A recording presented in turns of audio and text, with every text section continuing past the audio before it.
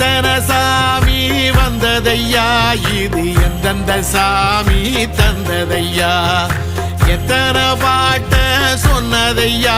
அத சுத்துற பூமி கண்டதையா, அடிச்சு வீசும் காத்துலையும் அந்த தகப்பனாச சுத்துதையா, பிடிச்சு பூக்கும் விதையிலும் ஒரு வம்சத்து கதையே உள்ளதையா,